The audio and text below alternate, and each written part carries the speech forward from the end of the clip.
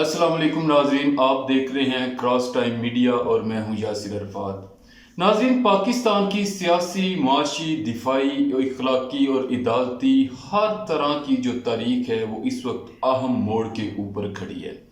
آج پاکستان کی تاریخ اس لیے بھی بڑی اہم ہے کہ آج پاکستان کے ایک اور سابق وزیر اعظم کو سزا سنا دی گئی ہے۔ اس کے اندر نہ صرف سابق وزیر اعظم کو بلکہ سابق وزیر خارجہ جو کہ سابق وزیر اعظم کے اہم وفادار اور ساتھی اور رہنما تھے، وہ اس وقت اس سزا کی زد میں آئے ہیں۔ نہ صرف کہ تحریک انصاف کی مین قیادت بلکہ پوری جماعت اس وقت ایک کارروائی کا، ایک آپریشن کا سامنا کر رہی ہے اور پچھلے کافی عرصے سے کر رہی ہے۔ جب سے عمران خان اقتدار سے الگ ہوئے ہیں تو کوئی لمحہ ایسا نہیں گزرا جب ان کے اوپر کوئی نہ کوئی مشکل نہیں آئی یا ان کے اوپر کوئی نہ کوئی اذیت مسلط نہیں کر دی گئی۔ دیکھیں، پاکستان کے اندر سزا اور جزا سے مستفید ہونے والے جو رہنما ہیں، جو وزرائے اعظم ہیں، ان کی فہرست بہت لمبی ہے۔ تو آپ کے ساتھ آج یہ تمام باتیں اس سزا کو اور اس جزا کو، اس سسٹم کو، اس سیاست کو، اس فیصلے کو جو عمران خان کے خلاف سنایا گیا تفصیل کے ساتھ ڈسکس کریں گے۔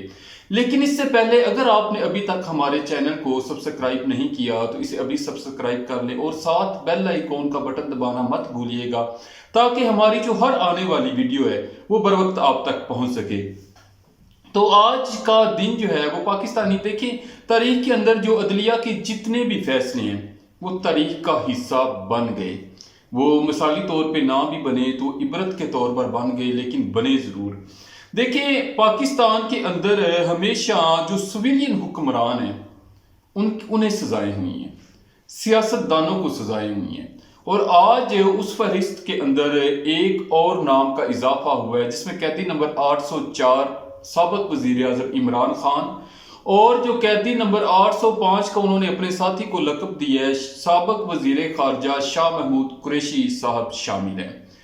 اب یہ جو سزا اور جزا کی فہرست ہے اس کے اندر سب سے پہلا نام آتا ہے رانا لیاقت صاحب کا۔ وہ اب انہیں اپنی جان سے ہاتھ دھونا پڑے۔ پھر ذوالفقار علی بھٹو صاحب، انہیں بھی عدالتوں کے ذریعے الگ کیا گیا اور بعد میں انہیں بھی جان سے ہاتھ دھونے پڑے۔ پھر اس کے بعد بے نظیر بھٹو صاحب ہیں، وہ بھی ایک واقعے کی نظر ہو گئیں، شہید ہو گئیں۔ پھر نواز شریف صاحب، اور آپ اس فہرست کے اندر، اس لسٹ کے اندر عمران خان صاحب کا نام بھی شامل ہو گئے۔ یہ وہ تمام حکمران ہیں جنہوں نے پاکستان کے اندر سویلین حکمران ہونے کی سزا پائی ہے۔ آپ دیکھیں کہ سزا کے لحاظ سے اور جزا کے لحاظ سے جو بڑی منفرد اور خوش قسمت شخصیت ہے وہ سابق وزیر اعظم اور 3 دفعہ کے وزیر اعظم نواز شریف صاحب ہیں۔ نواز شریف صاحب وہ بہت خوش قسمت شخصیت ہے اب تک کی جنہیں سزا اور پھر جزا، پھر سزا، پھر جزا، اور پھر ان کے اوپر متعدد کیس ہوتے ہیں اور بعد میں وہ کیس بڑے ڈرامائی طور پر ختم ہو جاتے ہیں جب وہ 4 سال خود ساختہ جلا وطنی بھگت کر واپس آتے ہیں تو ایئرپورٹ کے اوپر پوری اسٹیٹ کے جو ادارے ہیں وہ اپنی جو متعلقہ ادارے ہوتے ہیں وہ خدمات پیش کرنے ایئرپورٹ کے اوپر پہنچ جاتے ہیں۔ ان تمام فیصلوں نے، ان تمام چیزوں نے، ان تمام اقدامات اور واقعات نے عام جو پاکستانی ہے اس کا سسٹم کے اوپر، اس کا نظام کے اوپر جو اعتماد تھا اسے یا تو ختم کر دیا یا پھر بہت زیادہ کمزور کر دیا۔ عمران خان جو سابق وزیر اعظم ہیں ان کے اور حالات ان کی حکومت کے ملٹری اسٹیبلشمنٹ کے ساتھ معاملات تب خراب ہوئے جب وہ روس کا دورہ مکمل کر کے واپس پاکستان آتے ہیں اور ایک سائفر کو ڈسکس کیا جاتا ہے عمران خان کی طرف سے بڑی ہی ڈیٹیل کے ساتھ، بڑی تفصیل کے ساتھ۔ وہ بار بار اس کا ذکر کرتے ہیں، وہ اپنی ہر پریس کانفرنس کے اندر اور ہر تقریر کے اندر وہ اسے ایک جواز بنا لیتے ہیں۔ پھر اس کے بعد عمران خان کے خلاف تحریک عدم اعتماد آتی ہے، انہیں نکال دیا جاتا ہے۔ اب وہ جلسوں کے اندر سائفر کے وہ کچھ کاغذ کا تھا وہ اسے لہراتے ہیں اور کہتے ہیں کہ میرے خلاف سازش ہوئی ہے۔ عمران خان اور تحریک انصاف کے اس بیانیے نے ملٹری اسٹیبلشمنٹ کو تحریک انصاف اور عمران خان سے مزید دور کر دیا۔ اب وہی وہ اسے ایک سیکرٹ ڈاکومنٹ قرار دے کر عمران خان کے خلاف جب تحریک عدم اعتماد کامیاب ہو جاتی ہے، انہیں وزیر اعظم ہاؤس سے نکال دیا جاتا ہے۔ اس کے بعد تحریک انصاف پارلیمنٹ سے نکلنے کا بھی فیصلہ کرتی ہے، جو تحریک انصاف کے لیے بہت خطرناک ثابت ہوتا ہے۔ سسٹم سے الگ ہونا تحریک انصاف اور عمران خان کی مشکلات کے اندر مزید اضافہ تب کرتا ہے جب وہ دو صوبوں کی حکومت بھی چھوڑ دیتی ہیں، KPK اور پنجاب کی۔ بیسیکلی عمران خان اور جو تحریک انصاف تھی وہ فوری طور پر الیکشن میں جانا چاہتی تھی، کیونکہ ان کے مطابق ان کی مقبولیت اس وقت پیک پر تھی۔ اب لیکن اس کے بعد عمران خان کی مشکلات میں مزید اضافہ ہوتا ہے۔ 9 مئی کا واقعہ ہوتا ہے، بہت سے ساتھی احباب چھوڑ جاتے ہیں۔ ان کے اوپر ویسے تو کم و بیش جو ہے وہ 200 کے قریب کم و بیش 200 کیسز ہیں، اور جس میں سے زیادہ خطرناک جو ہیں وہ 3 کیسز ہیں۔ ایک 9 مئی کا واقعہ، دوسرا توشہ خانہ، اور تیسرا یہ سب سے اہم سیکرٹ ایکٹ کے تحت جو کیس عمران خان کے اوپر چلایا گیا تھا، سائفر کا، وہ تھا۔ سائفر کی جو کارروائی تھی یہ پہلے دن سے ہی متنازع رہی۔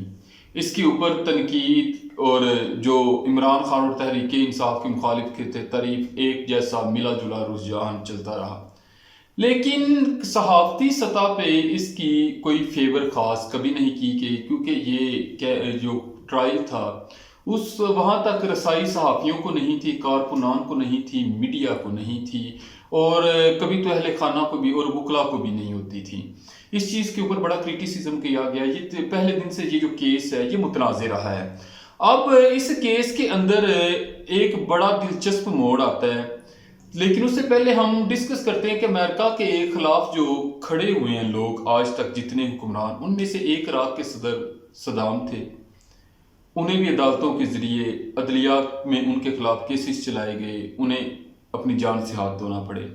پھر امریکہ کے مفادات کے خلاف کھڑے ہونے والے معمر قذافی صاحب آتے ہیں، ان کو ملک کے اندر ایک بغاوت کروائی گئی اور انہیں بھی اپنی جان سے ایک اور اقتدار سے ہاتھ دھونا پڑے۔ ایک بڑا کیس جس کی مماثلت جو ہے وہ پاکستان میں عمران خان صاحب کے کیس کے ساتھ ہے، وہ ہیں صدر محمد مرسی جو مصر سے تھے۔ اخوان المسلمون سے ان کا تعلق تھا، مذہبی جماعت سے تھا۔ یہ امریکی مفادات کے خلاف مڈل ایسٹ کے اندر کھڑے ہوئے تو انہیں بھی عدالتوں کے اندر ان کے اوپر بھی کیسز وغیرہ چلے، جس کے دوران جیلی یہ بھی اپنی جان سے ہاتھ دھو بیٹھے۔ اب عمران خان صاحب کے اوپر 200 کیسز ہیں، اور یہ جو کیس ہے سائفر کا، اس کے اندر انہیں 10 سال کی سزا سنا دی گئی ہے بامشکت، اور ساتھ ان کے جو ساتھی رہنما ہیں تحریک انصاف کے وائس چیئرمین شاہ محمود قریشی صاحب کو بھی 10 سال کی سزا ہو گئی ہے۔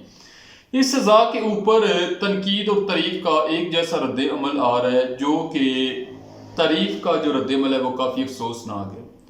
آپ کو یاد ہوگا کہ جب میاں محمد نواز شریف صاحب کو اقتدار سے الگ کیا گیا تھا عدلیہ کے ذریعے، تو تحریک انصاف اور عمران خان صاحب اسی طرح خوشی منا رہے تھے جس طرح آج میاں محمد نواز شریف صاحب یا ان کی جماعت نون لیگ خوشی منا رہی ہیں، جو کہ انتہائی افسوسناک ہے۔ یہ دونوں عمل بڑے افسوسناک ہیں کہ یہاں سزا کو جزا اور جزا کو سزا میں بدلتے کوئی خاص وقت نہیں لگتا۔ وہ میاں محمد بخش رحمۃ اللہ علیہ نے فرمایا کہ دشمن مرے تو خوشی نہ کریے تو سجنا بھی مر جانا۔ تو یہاں آج جو سزا پہ خوشی منا رہے ہیں، کیا پتا کل کو وہ بھی اسی سزا کا سامنا کر رہے ہوں، یا آج جو جزا پہ نازاں ہیں کل وہ سزا کے سامنے کر رہے ہوں۔ تو اس کے بارے میں کچھ بھی نہیں کہا جا سکتا۔ پاکستان کی جو سیاسی تاریخ ہے وہ بہت ہی سمجھنے کے سادہ اور رنگین ہے، وہ بہت سے سانحات سے بھری پڑی ہے۔ اب عمران خان صاحب کے کیس کی طرف آتے ہیں جس میں انہیں سزا ہوئی ہے۔ انہوں نے کیا بیان ریکارڈ کروایا؟ سب سے پہلے تو آپ کے ساتھ جو انہوں نے جج کو آخری بیان ریکارڈ کروایا وہ اپنے بیانیے سے بالکل نہیں ہٹے۔ ان کا جو پہلے دن سے موقف رہا ہے کہ جنرل باجوہ نے ڈونلڈ لو جو امریکہ کے اعلیٰ عہدیدار سفیر ہیں ان کے ساتھ مل کر میرے خلاف سازش کی۔ انہوں نے عدالت میں بھی یہی بیان ریکارڈ کروایا۔ حسین حقانی نے، اب آپ کے ساتھ ڈسکس کرتے ہیں کہ عمران خان صاحب نے عدالت کے اندر کیا کہا۔ عمران خان صاحب سابق وزیر اعظم کہتے ہیں کہ حسین حقانی نے جنرل باجوہ کے کہنے پر میرے خلاف لابنگ کی۔ عمران خان خصوصی عدالت کے روبرو 342 کا بیان ریکارڈ کرانے روسٹرم پر آئے، جس میں انہوں نے بتایا کہ سائفر میرے آفس میں تھا ذمہ داری پرنسپل سیکرٹری اور ملٹری سیکرٹری کی ہوتی ہے۔ بتانا چاہتا ہوں کہ اصل سازش کیسے ہوئی۔ بانی پی ٹی آئی نے کہا کہ 3.5 سال کے دوران بطور وزیر اعظم صرف سائفر کی ایک دستاویز غائب ہوئی۔ سائفر گمشدگی پر ملٹری سیکرٹری سے کہا کہ اس کی انکوائری کرو، جس پر ملٹری سیکرٹری نے کہا انکوائری کی لیکن سائفر کا کوئی ثبوت نہیں ملا۔ عمران خان نے مزید کہا کہ 2.30 کروڑ ووٹوں سے منتخب وزیر اعظم کو نکالا گیا۔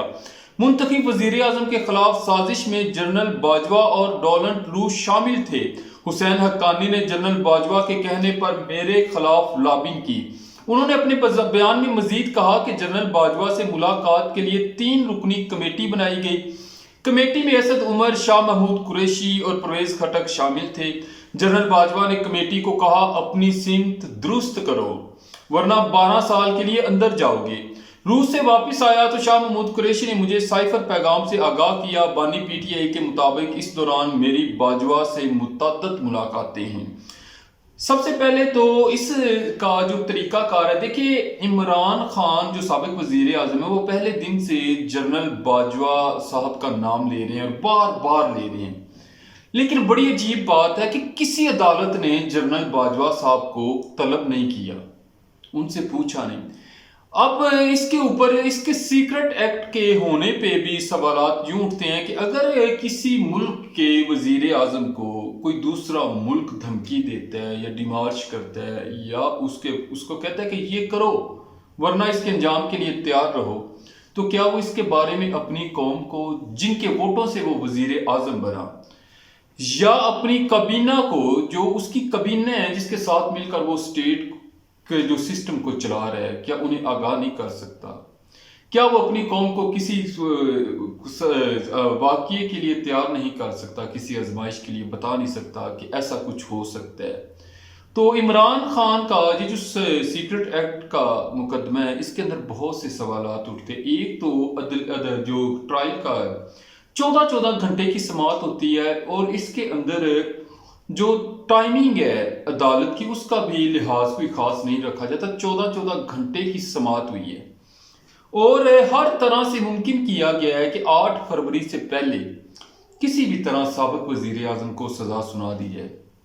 جو عمران خان اور تحریک انصاف مخالف قوتیں تھیں وہ یہ چاہتی تھی کہ 8 فروری سے پہلے کسی بھی طرح یہ سزا ہو جائے اور انہوں نے دن رات ایک کر کے وہ اس میں کامیاب رہے۔ اب جو تحریک انصاف کے وکلا تھے، عمران خان کے وکلا تھے، انہوں نے اس چیز کو بھانپ لیا تھا، اس منصوبے کو۔ وہ نہیں چاہتے تھے کہ 8 فروری سے پہلے عمران خان کو سزا ہو جائے اور جو تحریک انصاف کا ووٹ بینک ہے اس کے اوپر کوئی اثر پڑے۔ دیکھیں اس سزا کا سب سے پہلے بات یہ ہے کہ جو شہری علاقے کے اندر پڑھا لکھا ووٹر اس کے اوپر کوئی تحریک انصاف کا جو نظریاتی ووٹر ہے اس کے اوپر کوئی اثر نہیں پڑنے والا، کیونکہ آج بھی پیپلز پارٹی کے ساتھ وہی لوگ نظریاتی کھڑے ہیں جو بھٹو صاحب کے ساتھ کھڑے تھے۔ تو بھٹو صاحب کی پھانسی سے نظریاتی ووٹ جو بینک ہے وہ نہیں ٹوٹا اس کا پیپلز پارٹی کا۔ اسی طرح جو عمران خان صاحب کو ایک تو دیکھیں سزا جو ہے وہ ایکسپیکٹیشن یہ کر رہے تھے ان کے مخالف ہے کہ یا تو سزائے موت ہوگی یا پھر عمر قید ہوگی۔ تو تحریک انصاف کے ایک کامیاب حکمت عملی کہ انہوں نے پیش نہ ہو کر اور 8 فروری سے تک سزا کو سے بچانے کے لیے جو حکمت عملی بنائی تھی اس نے پوری کاروائی کو مشکوک کر دی ہے۔ اب جس طرح سے یہ ٹرائل کلوز کیا گیا، اپنے منطقی انجام تک پہنچایا گیا ہائی کورٹ کے اندر، اس کے اوپر بے شمار سوالات اٹھائے جائیں گے اور ہائی کورٹ میں دیکھیں اگر تو یہ کیس جاتا ہے اسلام آباد ہائی کورٹ میں جسٹس عامر فاروق صاحب کے پاس تو ان کے فیصلے تقریباً عمران خان اور تحریک انصاف کے مخالف ہیں، ان کا ایک جھکاؤ نظر آتا ہے۔ اگر سپریم کورٹ میں جاتا ہے جسٹس قاضی فائز عیسیٰ صاحب جو چیف جسٹس آف پاکستان اس وقت، ان کا بھی جھکاؤ ایک خاص سمت پہ بھی اس کی چیف جسٹس بننے سے پہلے ہی نظر آ رہا تھا، تو وہاں سے ریلیف ملنا جو قدرے مشکل کام ہوگا۔ لیکن ان تمام چیزوں کے باوجود دیکھیں ایک تو یہ جو سزا ہے اور اس کا جو طریقہ کار ہے وہ بالکل متنازع ہے اور اس سے جو بانی چیئرمین تحریک انصاف ہیں عمران خان صاحب اور شاہ محمود قریشی صاحب، ان کو ریلیف ملنے کے بہت زیادہ چانسز موجود ہے، کیونکہ آج بھی جو قانون دان ہیں انہوں نے اس فیصلے کے اوپر اور اس کے طریقہ کار کے اوپر بہت زیادہ تنقید کی ہے۔ اب اس فیصلے سے تحریک انصاف اور عمران خان مزید مظلوم ہو جائیں گے انہیں مزید مظلومیت کا اور ہمدردی کا ووٹ ملے گا اور بڑھے گا، لیکن یہ شہری علاقوں کے اندر ہوگا۔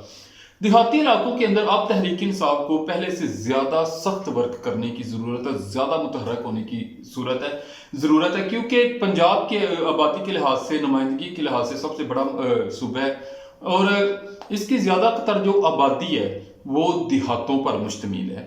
تو دیہات کے اندر کیونکہ لوگ کم پڑھے لکھے ہوتے ہیں اور انہیں صورتحال کا پوری طرح اندازہ نہیں ہوتا، لہٰذا جو تحریک انصاف کا دیہاتوں کے اندر ووٹر ہے وہ غیر متحرک ہو سکتا ہے یا بد دل ہو سکتا ہے، تو وہ اپنا فیصلہ بدل سکتا ہے۔ تو اس سے کوئی خاصا نقصان تو نہیں ہوگا، کیونکہ دیہاتوں کے اندر بھی ایجوکیشن اس وقت وہ حساب نہیں جو آپ سے 10 سال پہلے تھا۔ لوگوں کے اندر ایک شعور آ چکا ہے، اور جو نظریاتی ووٹ بینک ہے دیہاتوں کے اندر بھی، وہ بھی ہر صورت تحریک انصاف اور عمران خان کے ساتھ کھڑا ہوگا۔ جبکہ دوسری طرف اس کا جو سب سے زیادہ ابھی تو ایسا محسوس ہو رہا ہے کہ یہ ساری صورتحال جو ہے یہ تحریک انصاف اور عمران خان کے خلاف ہے، لیکن یہ بیسیکلی ساری صورتحال تحریک انصاف کے حق میں جا رہی ہے، عمران خان کے حق میں جا رہی ہے۔ لوگ اس سسٹم کے اوپر، اس نظام کے اوپر، اور جس طرح سے یہ عدلیہ عدالتوں کے اندر ٹرائل چلائے گی، اب اس کے اوپر وہ زیادہ فنگر اٹھائیں گے، وہ زیادہ سوالات کریں گے، وہ اس سے زیادہ ناپسندیدگی کا جو ہے وہ اظہار کر سکتے ہیں۔ اور عمران خان کے مخالفین جو ان کے لیے نیلسن منڈیلا کی اصطلاح جو ہے وہ طنزاً استعمال کرتے تھے۔ عمران خان اس لفظ کے اوپر، اس نظریے کے اوپر آپ پورے اس لیے بھی اتر رہے ہیں کہ انہوں نے قید کا بھی سامنا کر لیا، سزا کا بھی سامنا کر لیا، عدالتوں کا بھی سامنا کر لیا۔ تو اب وہ ایک پہلے سے بڑے سیاسی لیڈر کے طور پر ابھر رہے ہیں۔ تو اس کا جو اب نقصان ہے ہر اس جماعت کو یا پرسن کو ہو سکتا ہے جسے تحریک انصاف اور عمران خان کے متبادل کے طور پر بزور طاقت، دیکھیں ووٹوں سے اس وقت عمران خان جیل میں بیٹھے ہوئے یا تحریک انصاف ووٹوں کے ذریعے نہیں ہار سکتی۔ اس کا بہت سینئر صحافی جو ہیں وہ اس کے بارے میں گفتگو میرے سے زیادہ تفصیل کے ساتھ اور زیادہ اچھی کر چکی ہیں کہ یہ الیکشن کس قسم کا الیکشن بننے جا رہے ہیں۔ تو دیکھیں ووٹوں سے عمران خان اور تحریک انصاف نہیں ہار سکتی، تو لیکن اگر بزور طاقت کسی اور شخص اور جماعت کو حکومت کے اندر لایا جاتا ہے تو ان کے لیے دیکھیں پہلے تو الیکشن جو ہیں وہ سوچ لیں کہ خدا نخواستہ کس طرح کے کیسے ہوں گے کہ کے پی کے بلوچستان اور گلگت بلتستان کی جو صورتحال ہے وہ آپ کے سامنے ہے۔ رات سے بلوچستان سے ناخوشگوار واقعات رپورٹ ہو رہے ہیں، غیر ریاستی عناصر نے جو ہے وہ ریاست کی ریٹ کو چیلنج کیا ہوا ہے۔ تو ایسے ہوتے ہوئے الیکشن کس طرح کے ہوگے، اور اس کے بعد جس طرح کی حکومت بنانے کی کوشش کی جا رہی ہے، اب اس حکومت کو ایک تو امن و امان کا بہت بڑا سامنا ہوگا جو موجودہ صورتحال ہے، جو سیاسی نظام ہے جو انتشار کا شکار ہے، کشیدگی کا اور غیر یقینی کا شکار ہے، اس کا اسے سامنا کرنا پڑے گا جتنے مہینے یا سال وہ حکومت رہے۔ اس کے علاوہ جو سب سے بڑا مسئلہ ہوگا مہنگائی، غربت، امن و امان اور ناانصافی، اور یہ جو چار دیواری کا تقدس پامال ہو رہا ہے، لوگوں کا اس نظام کے اوپر یقین اٹھ رہا ہے، یہ تمام چیزیں یہ بہت سنگین معاملات ہیں۔ پھر ادائیگیاں کرنی ہیں قرضوں کی بہت زیادہ، تو ان تمام چیزوں کا آنے والی جو حکومت ہے اسے سامنا کرنا پڑے گا۔ تو اگر آپ کو یہ پروگرام اچھا لگا ہے، یہ ویڈیو اچھی لگی ہے، تو اسے لائک اور شیئر لازمی کیجیے گا۔ اپنا خیال رکھیے گا۔ اللہ حافظ۔